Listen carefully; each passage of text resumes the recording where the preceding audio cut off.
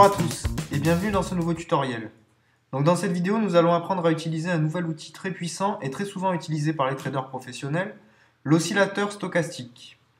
Donc nous allons commencer par paramétrer l'outil d'analyse que nous mettons à votre disposition dans la partie outils de notre site.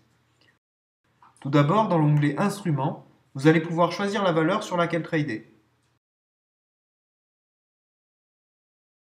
Ensuite, dans l'onglet Chart Type, vous allez sélectionner l'onglet Line Chart pour un meilleur affichage de la courbe. Ensuite, dans l'onglet Timescale, nous allons nous positionner sur 5 minutes.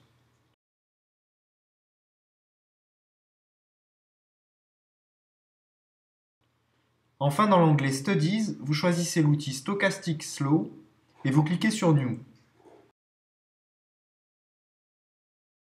On peut voir que l'outil est déjà pré-réglé par convention sur ces différentes valeurs. Nous allons changer le réglage de l'Averaging Period Slow et se mettre sur 3 et faire la même chose sur l'Averaging Period Fast, donc 3. Donc on peut voir apparaître une nouvelle courbe ici en rouge qui représente une moyenne mobile. Donc on va zoomer pour voir un petit peu mieux ce qui se passe. Voilà, et on s'aperçoit que la courbe noire va venir couper la courbe rouge en de nombreux endroits. Et donc c'est ça qu'on va analyser. Donc nous savons que nos courbes oscillent entre 0 et 100. Je vous ai mis des petits indicateurs sur le côté pour bien repérer. Et le principe de cette méthode sera tout simplement de repérer les endroits où nos deux courbes vont se croiser en dessous de la barre des 20 et au-dessus de la barre des 70, comme on le voit sur le graphique. Donc je vais dézoomer un petit peu pour qu'on voit sur du plus long terme tous les endroits où j'aurais pu parier. Donc voilà, on voit bien que je vais prendre mes trades à la hausse lorsque la courbe noire va croiser la courbe rouge du haut vers le bas en dessous de la barre des 20.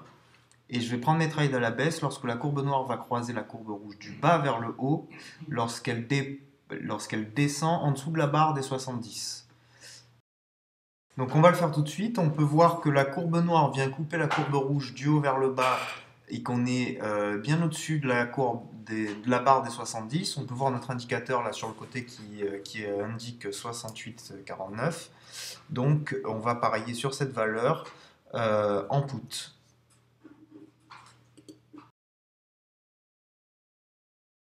Voilà, et donc on va passer en accéléré pour aller voir directement le résultat.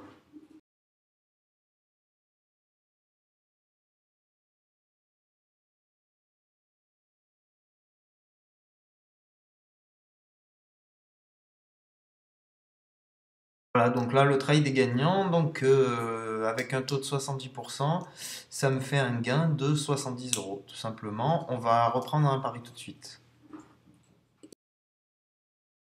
Donc là, on peut voir que la courbe vient couper, la courbe noire vient couper la courbe rouge du bas vers le haut. On est légèrement au-dessus de 20, on est à 22, donc on va quand même essayer de prendre ce pari. Donc on va parier 100 € en call, c'est-à-dire à la hausse. Et donc là, on va passer en accéléré pour aller voir directement le résultat.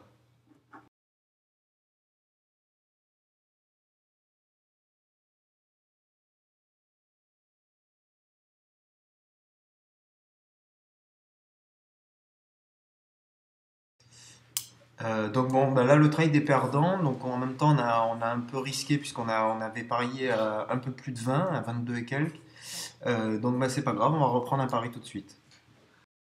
Donc la même chose, on voit que la courbe noire vient couper la courbe rouge du bas vers le haut, donc on va parier, on est légèrement autour de la barre des 20, donc on va essayer, on va parier à la hausse, c'est-à-dire en call.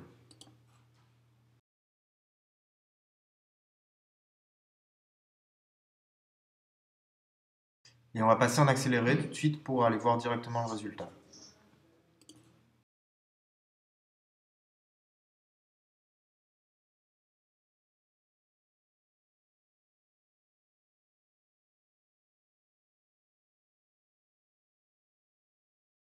Voilà, donc là le trade est gagnant, donc ça nous fait encore un gain de 70 € puisque le taux était à 70%. Donc on va prendre un dernier pari pour bien vous faire comprendre la méthode. Voilà, donc là pareil, on est aux alentours de 80, on voit sur l'indicateur 81,49. Donc, on va parier en put cette fois-ci, donc sur cette valeur toujours. Euh, on va le faire tout de suite.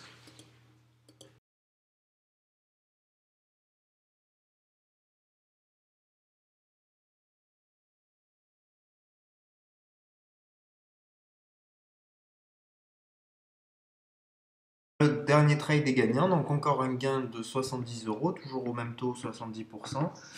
Donc voilà, j'espère que vous avez bien compris cette méthode et qu'elle vous sera efficace pour vos prochains trades. Et je vous dis à bientôt pour une prochaine méthode. Au revoir.